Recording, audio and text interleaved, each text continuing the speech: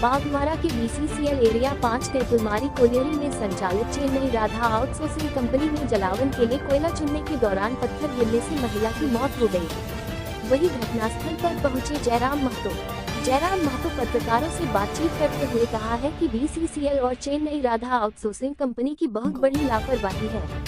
चूँकि बीसीसीएल वहां उत्खनन कार्य कर रही है तो सबसे पहले उन्हें बैरिकेडिंग करनी चाहिए थी, ताकि कोई भी लोग उस संवेदनशील इलाके में जाना नहीं चाहिए।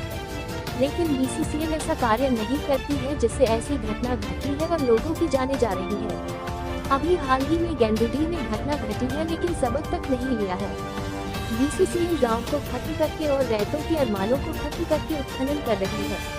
कोयला को निकालने का विरोध नहीं है, ये देश की संपत्ति है और देश को जाना चाहिए, लेकिन किसी के मंसूबों को खत्म करके विकास करना उचित नहीं है। किसी की मौत पर यह बयान हमें देना पड़ता है या फिर हमें आंदोलन करना पड़ता है, ये दुर्भाग्य का विषय है। और आज मेरा आप बयान ले रहे हैं जिसकी मृत्यु हुई है बीना देवी। लेकिन अगर बीसीसीएल अगर सचेत नहीं होता है, अगर वो मानवीय मूल्यों का ख्याल नहीं रखता है, देखिए विकास का मतलब ये नहीं होता है कि किसी के चमड़े को छीलकर आप ढोल बना दें। उसका चमड़ा तभी छिला जाता है जब वो मर जाता है। अगर ढोल भी बनता है, थोड़ा सा उदाहरण को समझिएगा। लेकिन यहाँ क्या किया जा रहा है कि ढोल इन लोग जीते जी बना रहा है, यानी जिंदा इंसान का चमड़ा को छील के इन लोग ढोल बना रहे हैं। मतलब जिंदा इंसान को, गांव को ख़त्म करके, रैयत के अरमानों को, सपनों को ख़त्म करके आज बीसीसीएल उत्खनन का काम कर रही है। ठीक है, कोयला खोदने का कोई विरोधी नहीं है, ये देश क्या संपत्ति है, देश के पास जाना चाहिए। लेकिन किसी इंसान का कत्ल करके, किसी के मंसूबों को, किसी के सपनों को ख़त्म करके अगर आप विकास की बात करते हैं तो इस विकास का हम समर्थक नहीं हो सकते हैं। तो आज आपके माध्यम से बीसीसीएल को, जिला प्रशासन को, अगर उन्हें संवेदना है, क्योंकि अपने आप को वे लोग अधिकारी कहते हैं, आईएएस आईपीएस कैटेगरी में रखते हैं, देश का गौरव अपने आप को मानते हैं, तो उनमें संवेदना होनी चाहिए। अगर वो देश का गौरव है, आईएएस आईपीएस, और देश का अगर हीरो हैं, तो उनमें संवेदना होनी चाहिए, मानवीय मूल्य होने चाहिए। और मुझे लगता है कि झारखंड के परिपाटी की बात करें तो उन्हें मानवीय मूल्यों का जरा भी ख्याल नहीं। इसलिए ख्याल नहीं है कि आज अनगिनत ऐसे केसेस आपको मिलेंगे जहां बीसीसीएल जमीन अधिग्रहण कर रही है, लेकिन मुआवजा नहीं मिला है, नियोजन नहीं मिला है, घर में दरार पड़ी है, सड़क जमीन दोज हो चुकी है।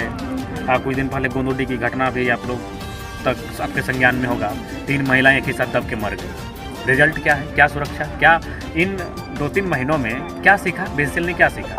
ठीक है, यहाँ खनन का कार्य हो रहा है, यहाँ आवागमन नहीं होना चाहिए, तो आपके पास बैरिकेडिंग होना चाहिए, बैरियर होना चाहिए। हम अगर कोई फसल लगाते हैं तो जाहिर सी बात है, अगर घोरना जिसे हम लोग बोलते हैं, पेड़ अगर नहीं लगाएंगे तो कोई भी मवेशी आके चर जाएगा। तो ठीक उसी प्रकार का यहाँ कोई खनन कार्य होता है, हर व्यक्ति चालाक नहीं है, हर व्यक्ति उसमें समझ नहीं है। तो आपके पास एक बैरियर होना चाहिए कि यहाँ खनन का काम हो रहा है, यहाँ किसी भी इंसान के जान माल की क्षति हो सकती है, अतः यहाँ आवागमन प्रतिबंधित क्षेत्र है, यहाँ मनुष्य का विचरण का मनुष्य का आना जाना यहाँ प्रतिबंधित है। इन सब चीज़ों का आपको बैरिकेडिंग लगना चाहिए था। इसलिए बीसीसीएल दोषी है, और दोषी है, उस पर जरा भी रत्ती भर उन्हें फर्क नहीं पड़ता है। उन्हें संवेदना नाम की चीज़ नहीं है, मानवीय मूल्यों का उनमें जरा सा भी ख्याल नहीं रहता है। वे कहीं ना कहीं लाभ कमाने में, खनन करने में इतना मशगूल हो चुके हैं कि मनुष्य की ज़िंदगी का भी उन्हें कोई ख्याल नहीं रहता है। तो मैं चाहूँगा कि जिला प्रशासन सही संज्ञान में ले, अपनी संवैधानिक शक्तियों का प्रयोग करे और बीसीसीएल को इस प्रकार से जो अधिग्रहण करती है, इस प्रकार से जो खनन करती है, उस पर नियंत्रण लगाए।